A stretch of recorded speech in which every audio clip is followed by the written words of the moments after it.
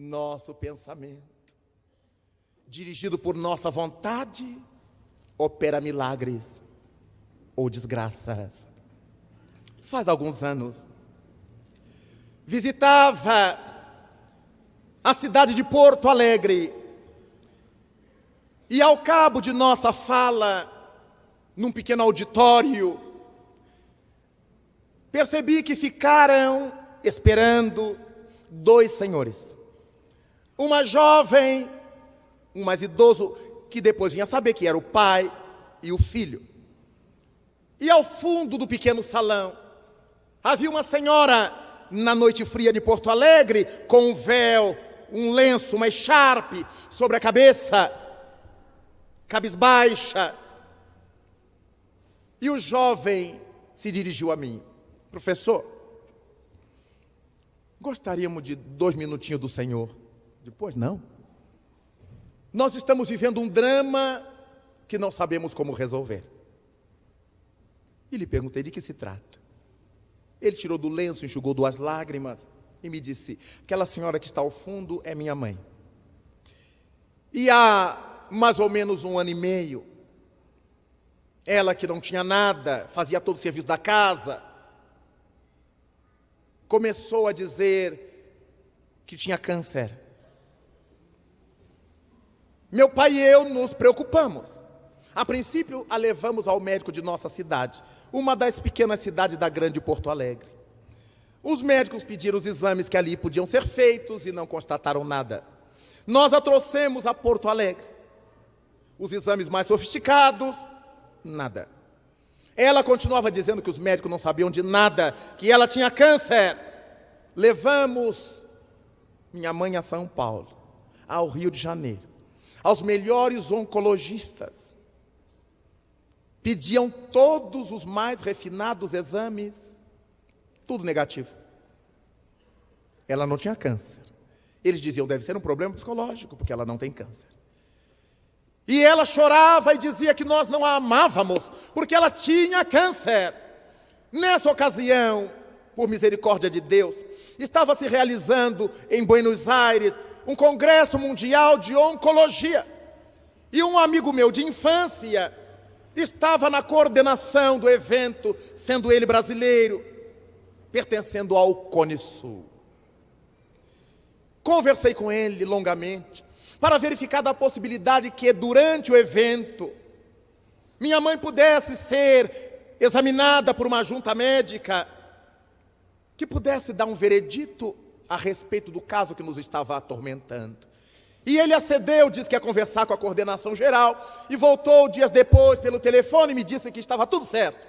Os médicos que queriam mesmo algum caso para que eles pudessem testar os exames novos, aceitava atender a minha mãe. Juntamos o que tínhamos, compramos as passagens, nos hospedamos em Buenos Aires. No dia aprazado, na hora aprazada, elas estavam no congresso com minha mãe. Ali estavam os mais recentes instrumentos de exames, as máquinas mais modernas do mundo. Os médicos mais famosos do mundo na área. E durante uma tarde inteira, professor, eles examinaram minha mãe. Como se diz, viraram-na ao avesso. E no dia seguinte, quando nos veio o laudo, tudo negativo. Minha mãe não tinha nada. Agora a gente não tinha para quem mais recorrer. Então eu venho perguntar ao Senhor o que a gente pode fazer. Porque cada dia ela chora e diz que nós não a amamos. Colocamos para ser atendida por um clínico, para ministrar-lhe placebos, para que ela tenha a sensação de estar sendo medicada.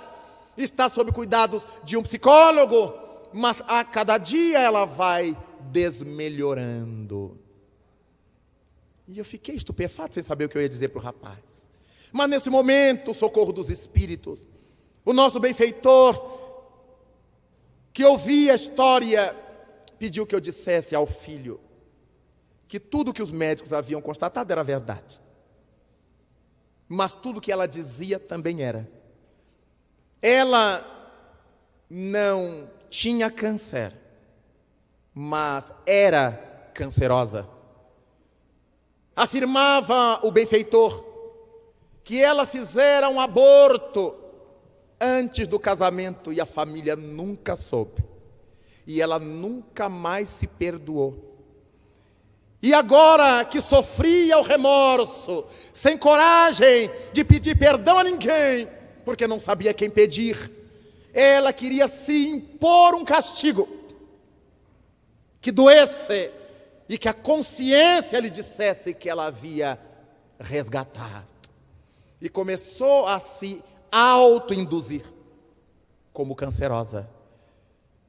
Afirmava o benfeitor que, por ter um organismo forte, ela ainda estava todo aquele tempo naquele estado, mas que a mente, poluindo as energias biológicas, estavam drenando cada dia mais a sua saúde, permitindo a invasão dos processos que caracterizam o câncer.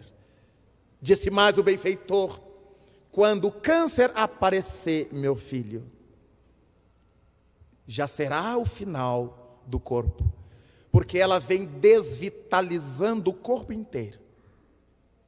Quando a doença aparecer, será como jogar-se água num torrão de açúcar.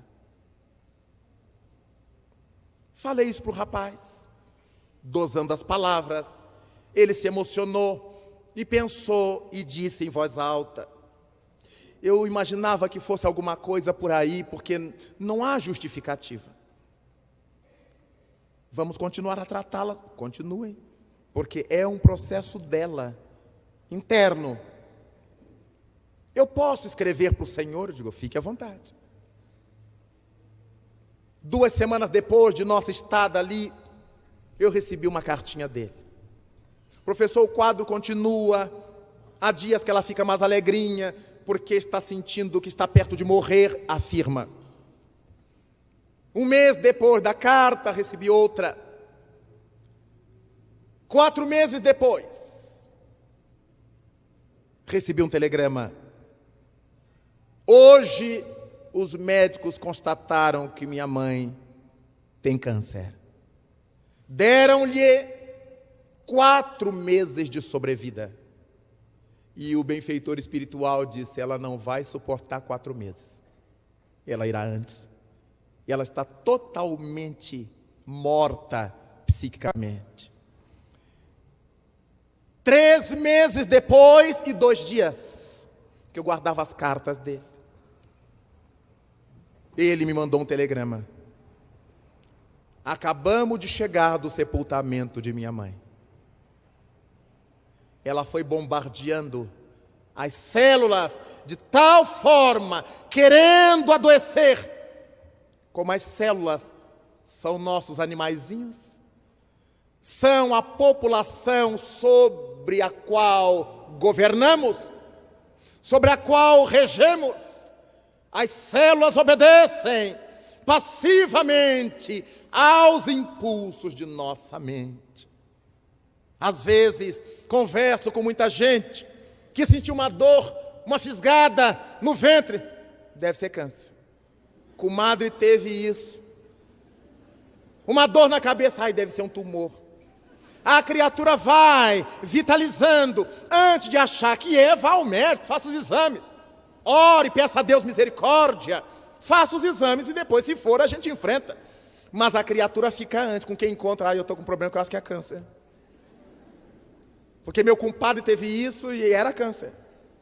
Mas meu compadre tinha uma outra ficha kármica. Minha comadre tinha outra necessidade expiatória. Possivelmente eu vá desencarnar de uma morte súbita, num acidente, numa explosão, e não num câncer, e não no infarto do miocárdio. Mas, nessa mesma época da visita a Porto Alegre, visitei uma outra cidade de Minas Gerais, próxima a Belo Horizonte. Desci em Belo Horizonte, no aeroporto da Pampulha.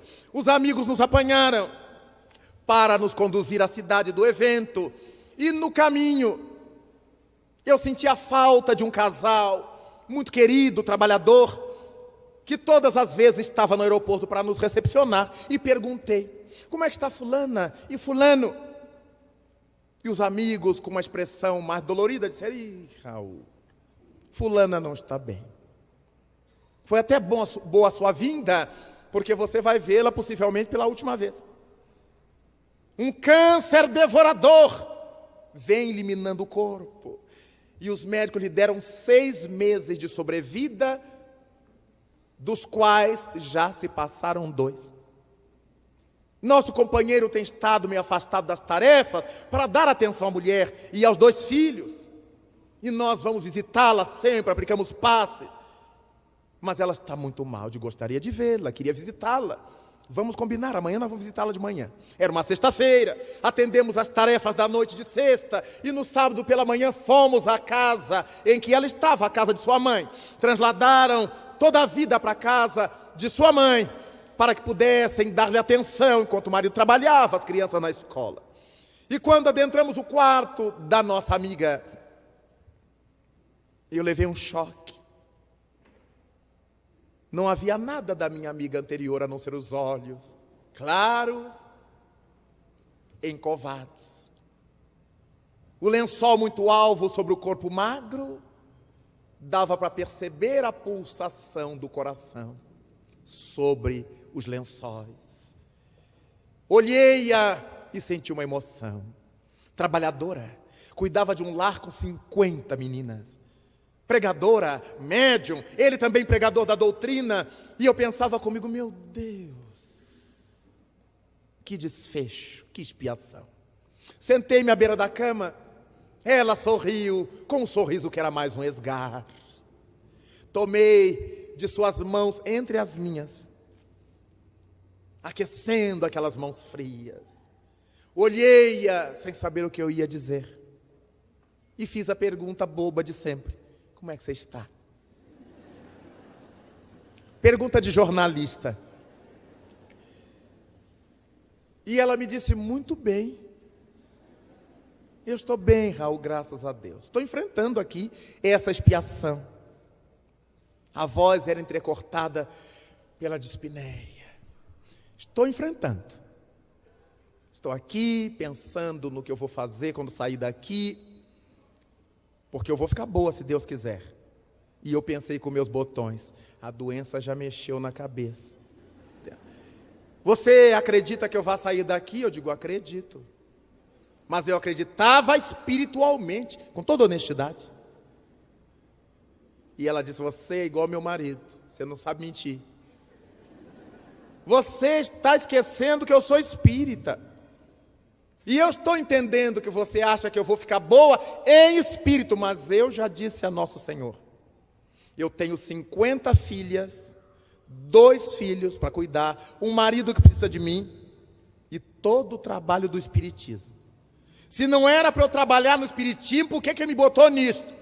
E agora que ele me pôs nisso, ele vai me tirar essa doença. Se vocês estão pensando que eu vou morrer com esse câncerzinho, a mulher não tinha mais nada e dizia que era um câncerzinho. Eu não vou morrer com esse câncerzinho. E eu pensava comigo: afetou a mente da minha amiga.